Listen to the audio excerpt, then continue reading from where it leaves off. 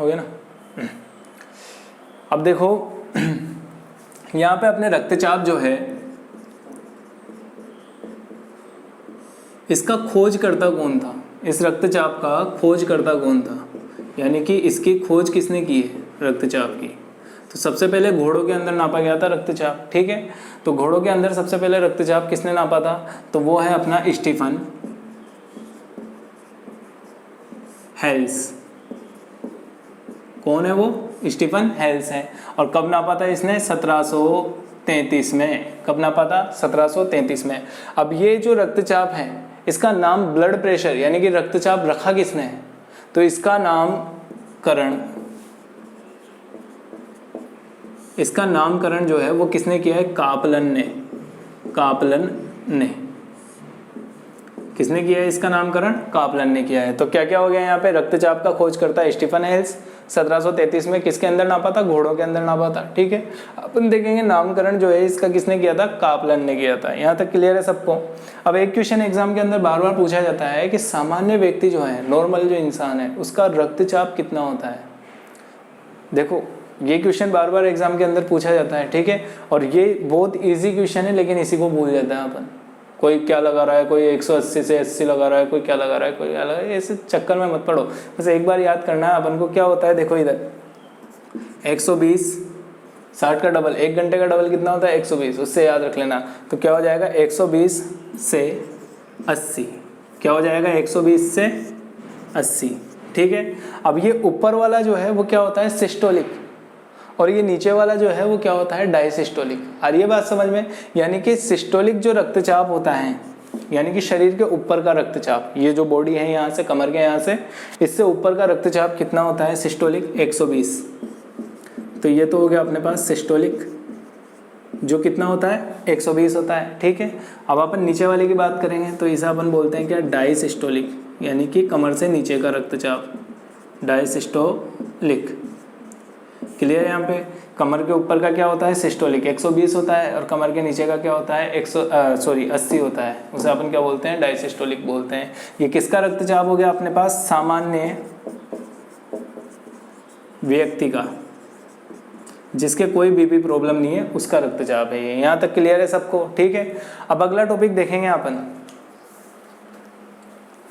देखो अभी तक अपन ने क्या क्या पढ़ लिया, मोटापा पढ़ लिया, रक्तचाप पढ़ लिया। अब अगला टॉपिक अपना क्या आ जाएगा, इस मानव स्वास्थ्य के ऊपर जो सबसे ज्यादा प्रभाव पड़ता है वो किसका पड़ता है। देखो आरबीएससी की जो किताब है उसके अंदर नशे करने वाले लोगों के लिए भी एक टॉपिक रख रखा है, ठीक है। यानी कि नशेड़ियों के लिए भी क्या रख रखा है, एक टॉपिक रख रखा है, ठीक है। तो नशे के कारण क्या क्या दुष्प्रभाव होते हैं, कौन कौन सी चीजें नशे के अंदर आती है, वो हम लोग यहाँ पे देखेंगे, ठीक है। तो अपना सबसे पहले क्या आ जाएगा टॉपिक इसके अंदर, नशीले पदार्थ। ये मानव स्वास्थ्य के ऊपर किसका प्रभाव पड़ेगा, इसके अंदर अपना टॉपिक आ जाएगा पहला, नशीले पदार्थ। क्या आएगा, नशीले पदार्थ। आरबीएससी भाई सभी का ध्यान रखती है, ठीक है। तो आरबीएससी ने नशीले लोगों का भी ध्यान रखा है, तो नशीले लोगों के लिए क्या टॉपिक है, नशीले पदार्थ। अब इसके अंदर पहला टॉपिक आ जाएगा अपना नशीले पदार्थ के अंदर, गुटखा। गुटखा देखो नाम में ही खा है, सीधा सीधा बोल रहा है कि खा, ठीक है। तो गुटखा जो है वो अपना क्या हो जाएगा, पहला टॉपिक हो जाएगा। अब गुटखे के अंदर देखो सब परिचित है इस चीज से, आजकल धड़ल्ले से बिकती है ये चीज, ठीक है। तो गुटखे से सभी परिचित हैं। तो गुटखा क्या क्या होता है, जैसे अभी ट्रेंडिंग में चल रहा तानसेन, ठीक है। इसके अलावा आती है अपने विमल, तो ये किसके अंदर आते हैं, गुटखे के अंदर। अब तुमने देखा होगा गुटखे के अंदर क्या क्या होती है, सामग्री क्या क्या होती है, यानी कि उसके अंदर चीजें क्या क्या होती है। तो अपन ने सबसे पहली चीज क्या देखी है, उसके अंदर होता है क्या, सुपारी। सबसे पहली चीज क्या होती है उसके अंदर, सुपारी। तो इसकी सामग्री लिख लेंगे अपन, किसकी, गुटखे की। तो सामग्री क्या क्या आ जाएगी इसकी, यानी कि इसके अंदर कौन कौन से पदार्थ होते हैं। तो सबसे पहली चीज तो क्या आ जाएगी, सुपारी के टुकड़े होते हैं या नहीं होते। तो पहली चीज तो क्या आ जाएगी, सुपारी के टुकड़े। दूसरी चीज क्या आ जाएगी, संश्लेषित खुशबू। खुशबू आती है गुटखे के अंदर, मुझे तो आती है संश्लेषित खुशबू, ठीक है। इसके अलावा क्या होते हैं उसके अंदर, तो देखो धातुओं के वर्क। फिर मेन चीज क्या आ जाएगी, चूना जो पूरे मुंह को काट देती है एक तरीके से, ठीक है। क्या आ जाएगी? चूना। और इसके अलावा क्या आ जाएगा इसके अंदर? कत्था, जो पेड़ की छाल से प्राप्त किया जाता है। क्या आ जाएगा? कत्था आ जाएगा। तो क्या क्या आ गया? सुपारी के टुकड़े आ जाएंगे, संश्लेषित खुशबू आ जाएगी। संश्लेषित यानी कि जो कृत्रिम रूप से फैक्ट्रियों के अंदर बनाई जाती है खुशबू, खुशबू आती है हर गुटके के अंदर, सबकी अलग अलग खुशबू होती है, ठीक है।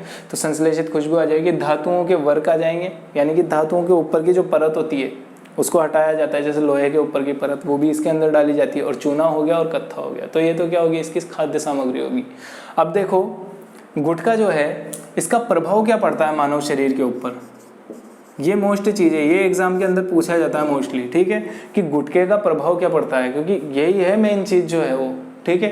किताब के अंदर तो ऐसी चीज़ें आएगी। तो गुटखे का प्रभाव क्या पड़ता है? देखो, जब गुटखे को ज़्यादा चबाया जाता है तो ये जो अपने जबड़े की मांसपेशियां होती है ये सिकुड़ जाती है, यानी कि उसका मुंह जो है वो पूरी जो गुटखा खाता है, जो गुटखे का सेवन करता है, उसका मुंह पूरी तरीके से नहीं खुल पाएगा। आई बात समझ में? यानी कि इसकी जो जबड़े की मांसपेशियां होती है क्या हो जाएगी? सिकुड़ जाएगी, ठीक है। तो देखो प्रभाव क्या हो जाएगा इसका, कि जबड़े की मांसपेशियां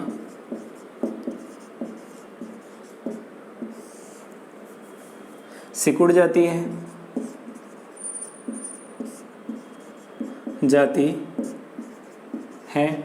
ठीक है। और ये जो सिकुड़ी है मांसपेशियां, इसके कारण जो रोग उत्पन्न होता है उसे अपन क्या बोलते हैं? इसके कारण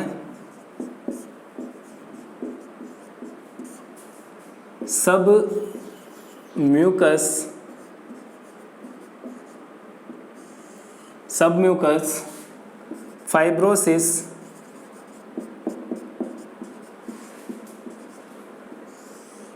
रोग हो जाता है। तो गुटखे के कारण जो है ये जबड़े की मांसपेशियां क्या हो जाएगी? सिकुड़ जाएगी। और इस रोग को हम क्या बोलते हैं? सबम्यूकस फाइब्रोसिस रोग बोलते हैं। क्या बोलते हैं? सबम्यूकस फाइब्रोसिस रोग बोलते हैं। कैसे नाम याद रखोगे इसका? देखो गुटखा जो है तुम्हारे आसपास देखोगे तो ज्यादातर लोग खाते हैं, यानी कि सब लोग खाते हैं गुटखा, ठीक है। तो उस सब वर्ड से अपन को क्या याद रखना है? सबम्यूकस फाइब्रोसिस रोग याद कर रखना है, ठीक है। तो अपन से एग्जाम में पहले क्वेश्चन भी पूछा जा चुका है कि सबम्यूकस फाइब्रोसिस रोग किसके कारण होता है, तो अपन बोलेंगे गुटखे के कारण। तंबाकू पे मत चले जाना, गुटखा अलग होता है, तंबाकू अलग होता है। तंबाकू के अंदर जर्दा आता है, ठीक है। तो ये क्या हो गया? इसका प्रभाव हो गया, ठीक है। हाँ अब देखो नेक्स्ट टॉपिक अपने पास क्या आ जाएगा? तंबाकू। पहला अपन ने क्या पढ़ा है अभी तक? अभी अपन ने पढ़ा था गुटखा, ठीक है। अब अगला टॉपिक अपना क्या आ जाएगा? तंबाकू। अब तंबाकू देखना क्या होता है। गुटखा तो जो है वो क्या आता है? सुपारी वाली चीज़ें आती है, जैसे मान लो कि अपना तानसेन हो गया, विमल हो गया, ये सब क्या है? ये गुटखे के अंदर आएगी। हाँ ये गुटखे के अंदर आएगी। अब अपन को क्या देखना है? तंबाकू। तो तंबाकू देखो क्या होता है, ये अपना अगला टॉपिक आ जाएगा तंबाकू। तंबाकू, ठीक है।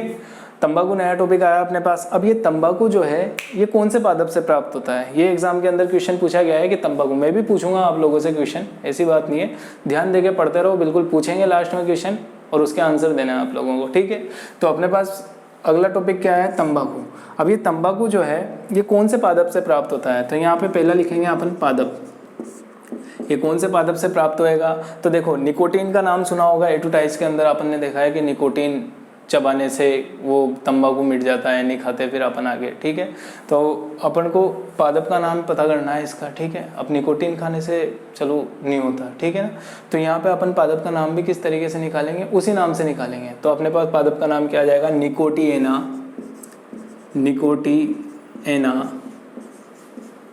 निकोटिएना टोबेकम। क्या नाम आ जाएगा? निकोटिएना टोबेकम। नाम कैसे बना? निकोटीन से तो बन गया निकोटिएना, और टोबेकम कहाँ से बना? क्योंकि इस तंबाकू को इंग्लिश में क्या बोला जाता है? टोबैको। क्या बोला जाता है? टोबैको। तो यहाँ पे अपने पास पादप का नाम क्या बन जाएगा? निकोटिएना टोबेकम। मिलता जुलता नाम है, बिल्कुल याद हो जाएगा, ठीक है।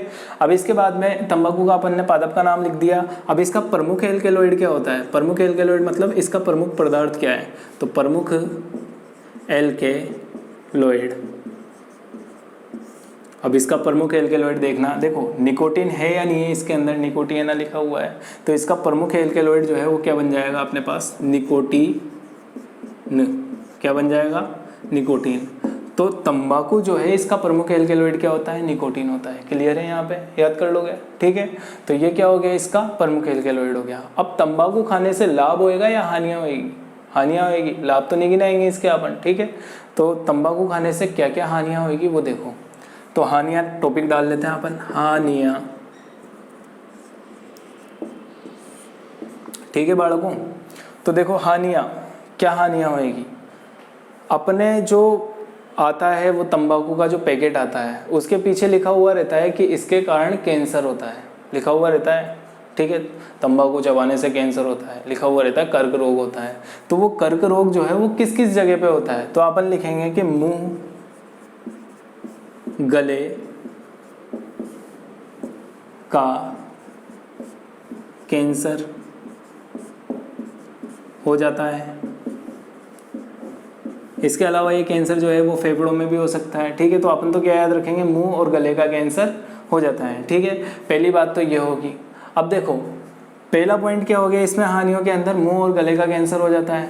तो दूसरा पॉइंट अपने पास क्या आ जाएगा कि इसके कारण, इसके कारण, अभी रक्तचाप पढ़ा ना अपन ने, तो इसके कारण धमनियों की दीवारें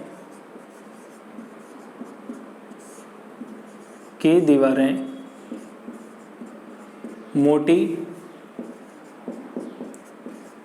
हो जाती हैं। अब आप अगर ध्यान से पढ़ रहे होंगे तो आप लोग मेरे को ये बताओ कि अगर धमनियों की दीवारें मोटी हो जाएगी तो रक्तचाप के ऊपर क्या प्रभाव पड़ेगा, रक्तचाप बढ़ेगा या घटेगा। अगर धमनियों की दीवारें जो है वो मोटी हो जाएगी तो रक्तचाप बढ़ेगा या घटेगा, क्या प्रभाव पड़ेगा, देखो इधर क्या प्रभाव पड़ेगा कि अगर दीवारें मोटी हो जाएगी तो जो रक्त बह रहा है धमनियों के अंदर से उसका प्रेशर पड़ेगा दीवारों के ऊपर। तो जब प्रेशर ज़्यादा बढ़ेगा, तो परिभाषा क्या लिखी थी कि रक्तचाप में अगर प्रेशर ज़्यादा बढ़ता है, तीव्र गति से रक्त प्रवाहित होता है, तो रक्तदाब क्या होता है, बढ़ता है, ठीक है। तो यानी कि धमनियों की दीवारें जब मोटी हो जाएगी तो रक्तदाब बढ़ जाएगा, बढ़ जाएगा। क्लियर है यहाँ तक पूरा का पूरा, ठीक है। अब इसके बाद में देखो तीसरा पॉइंट क्या आ जाएगा कि गर्भवती महिलाओं में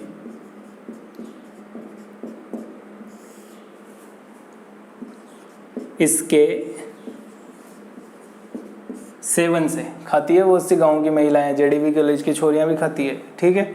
इसके सेवन से भ्रूण विकास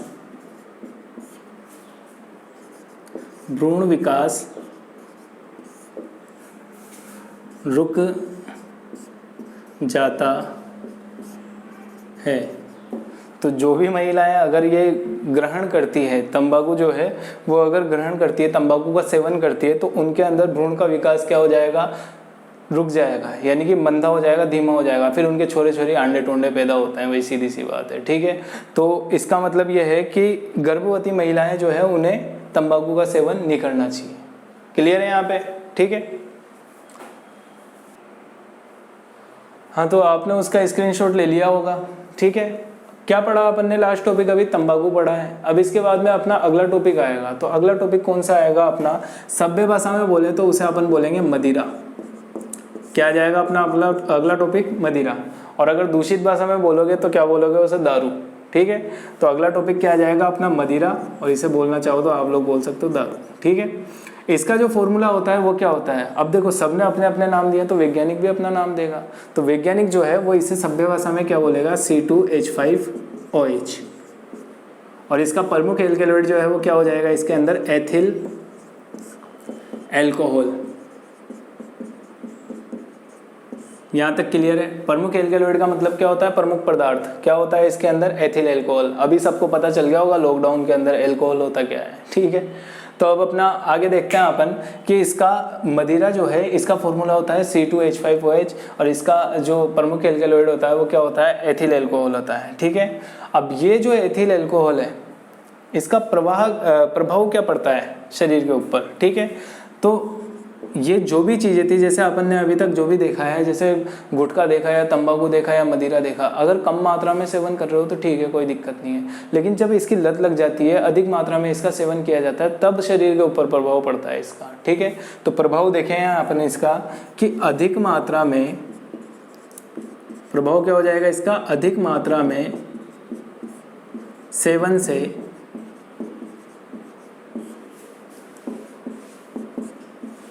इसका प्रमुख पदार्थ क्या है? प्रमुख पदार्थ इसका बताओ जल्दी। एथिल एल्कोहल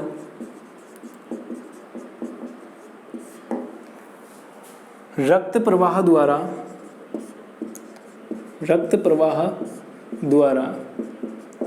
यकृत में चला जाता है। अब ये रक्त प्रवाह द्वारा किसके अंदर जा रहा है? यकृत के अंदर जा रहा है। तो यकृत के अंदर जाने के बाद ये जो एथिल एल्कोहल है ये किस में बदल जाएगा? यह यकृत में पहुंचकर देखो किस में बदलेगा? एसिड एल्डिहाइड जैसे विषैले पदार्थ में बदल जाता है। विषैले पदार्थ में बदल जाता है।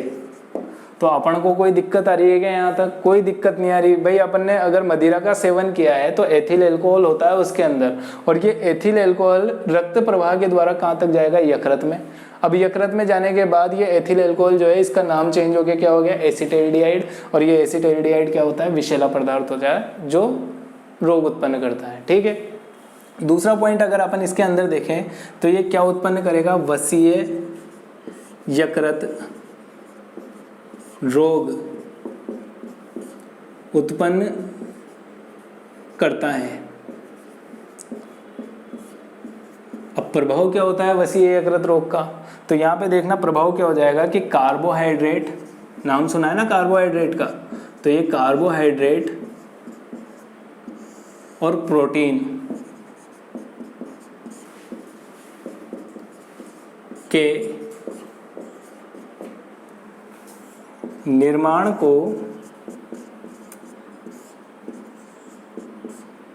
प्रभावित करता है। कोई दिक्कत है क्या यहाँ तक? भाई इसने क्या किया? वसीय यकृत रोग उत्पन्न किया है और उसकी वजह से कार्बोहाइड्रेट और प्रोटीन जो है उसका निर्माण क्या हो रहा है? यहाँ पे प्रभावित हो रहा है। क्लियर है यहाँ तक? ठीक है, उसके बाद में देखो अगला पॉइंट अपने पास क्या आ जाएगा? तीसरा पॉइंट इसका, तीसरा पॉइंट आ जाएगा कि इसके कारण जो व्यक्ति हैं जब मदिरा पी के घर पे आएगा तो उसके ऊपर सामाजिक प्रभाव पड़ेगा या नहीं पड़ेगा? आसपास के लोग देखने वाले क्या बोलेंगे? अरे यार दारू है। आई बात समझ में? तो यानी कि आसपास के लोगों का उसके ऊपर प्रभाव पड़ेगा। तो अपन बोलेंगे कि इसके कारण सामाजिक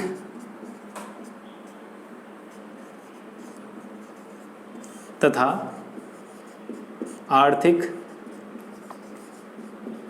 हानि होती है। क्या शराब पीने वाले व्यक्ति को अच्छा समझा जाता है? समाज के अंदर नहीं समझा जाता। ठीक है, तो इसके कारण सामाजिक और आर्थिक यानी कि कितनी महंगी आती है बोतलें। ठीक है, तो आर्थिक हानि भी होती है। क्लियर है यहाँ तक? अब इसके बाद में अपना अगला टॉपिक अगला पॉइंट आ जाएगा अपना कि इसके कारण स्मृति यानी कि याद रखने की क्षमता, स्मृति में कमी आती है। कोई दिक्कत है क्या यहाँ तक? बहुत ईजी सी चीज़ है, ले लो स्क्रीनशॉट। अब देखो अपना अगला टॉपिक क्या आ जाएगा? अपना अगला टॉपिक आएगा इसके अंदर अफीम। नई नई चीज़ें आ रही है, समझ लो इनके बारे में थोड़ा बहुत। ठीक है, अफीम। अब देखो अफीम के बारे में ज़्यादातर लोग जानते हैं, अफीम की खेती की जाती है। मिर्ज़ापुर के अंदर देखा होगा अफीम की खेती होती है वहाँ पे। ठीक है ना? तो अफीम की क्या की जाती है? खेती की जाती है। अब खेती की जाती है तो इसका मतलब इसका क्या होता है? पादप होता है। तो अफीम का जो पादप होता है उसका वैज्ञानिक नाम क्या होता है? ये अफीम का पादप और इसका वैज्ञानिक नाम क्या हो जाएगा? पेपेवर सोमनीफेरम।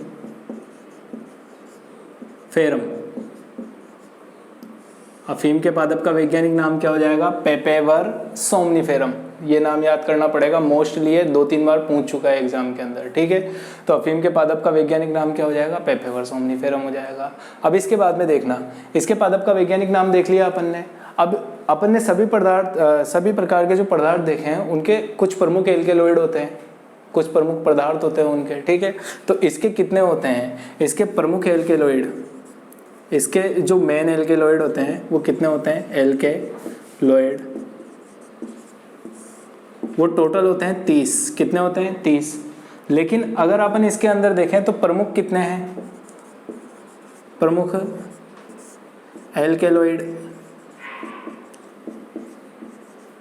तो वो प्रमुख एल्केलॉइड जो है वो कितने हैं यहाँ पे? 5। तो इसके 5 प्रमुख क्या होते हैं? एल्केलॉइड होते हैं। अब उनके नाम भी पूछता है एग्जाम के अंदर। तो 5 प्रमुख एल्केलॉइड कौन कौन से हो जाएंगे इसके 5 प्रमुख हो जाएंगे। पहला हो जाएगा मॉर्फिन, फिर उसके बाद में कोडीन, फिर उसके बाद में निकोटीन, इसके अलावा हो जाएगा पेपेवरिन, और एक हो जाएगा सोमनीफेरिन। देखो इन लगाते जाओ सबके पीछे। देखो पहला क्या हो गया? मॉर्फिन इन, कोडिन इन, निकोटिन इन, पेपेवरिन इन, सोमनीफेरिन इन, यानी कि सबके पीछे अपन को क्या लगाना है? इन लगाना है। देखो ये मॉर्फिन, कोडिन ये तो याद करना पड़ेगा अपन को। निकोटिन अपन को पहले से याद है इसके अंदर। फिर अपन देखेंगे पेपेवरिन, तो यहाँ पेपेवर से क्या बना हुआ है? पेपेवरिन बना हुआ है। और सोमनीफेरम से क्या बना हुआ है? सोमनीफेरिन बना हुआ है, ठीक है। तो नाम आराम से याद हो जाएंगे। इसके 5 प्रमुख एल्केलॉइड होते हैं जो एग्जाम के अंदर पूछ लिए जाते हैं। अब ये 5 प्रमुख में से भी 2 ऐसे एल्केलॉइड है, ये मॉर्फिन और कोडिन, जिसके द्वारा क्या बनाई जाती है? दवाइयाँ बनाई जाती है। तो अपन इसके क्या देखेंगे? अब उपयोग देखेंगे। तो देखो उपयोग क्या हो जाएगा इसका? उपयोग देखना, इसका उपयोग क्या होता है। पहला उपयोग आ जाएगा इसका कि मॉर्फिन, इसके एल्केलॉइड है मॉर्फिन और कोडिन का उपयोग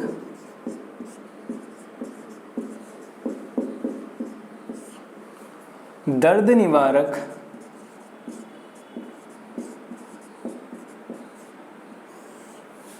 औषधि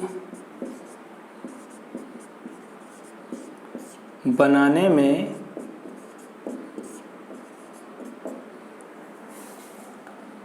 किया जाता है। किसी को कोई दिक्कत है क्या? इसके 2 प्रमुख एल्केलॉइड कौन से हैं? मॉर्फिन और कोडिन है।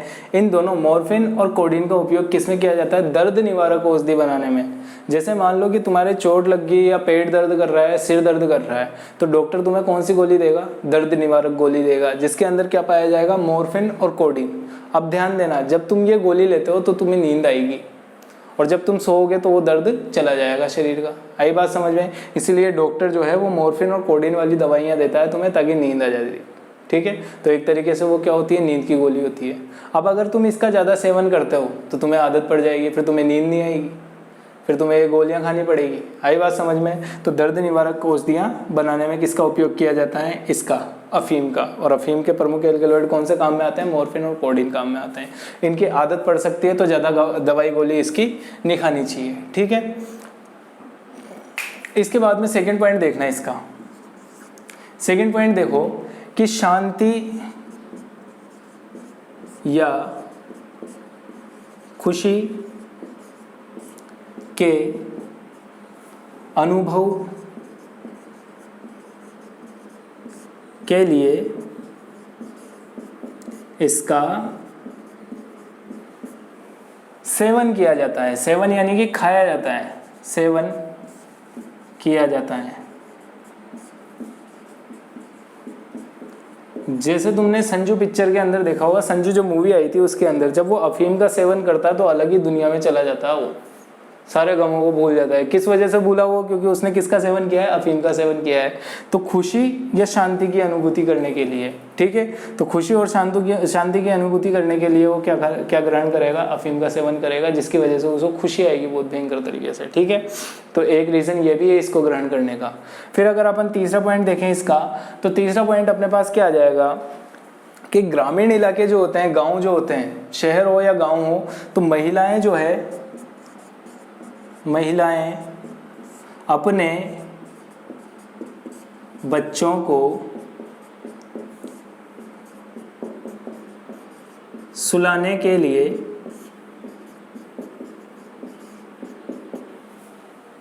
उन्हें कम मात्रा में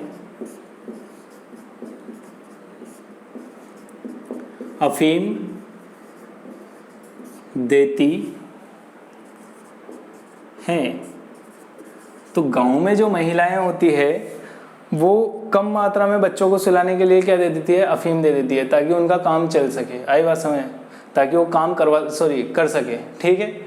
तो काम करने के लिए वो क्या देती है? उन्हें अफीम दे देती है, ताकि वो आराम से, क्योंकि बच्चे जो है वो डिस्टर्ब करते हैं। अब अगर उन्हें अफीम दे देंगे तो वो डिस्टर्ब नहीं करेंगे, तो फिर उनका काम आराम से हो जाएगा। आई बात समझ में? ठीक है। तो यहाँ पे महिलाएं जो है वो अपने बच्चों को सुलाने के लिए क्या देती है? उन्हें अफीम देती है। इनको छुड़ाने के लिए क्या चलाए जाते हैं? एनजीओ, जैसे उसमें देखा होगा मूवी के अंदर तुमने, एनजीओ चलाए जाते हैं, या फिर डॉक्टर की क्या ली जाती है? सलाह ली जाती है। तो दो ही उपाय है इसके, या तो डॉक्टर की सलाह ले लो या फिर अब मानव स्वास्थ्य के अंदर अपना अगला टॉपिक देखो। मानव स्वास्थ्य के अंदर अगला अपना टॉपिक आ जाएगा खाद्य पदार्थों में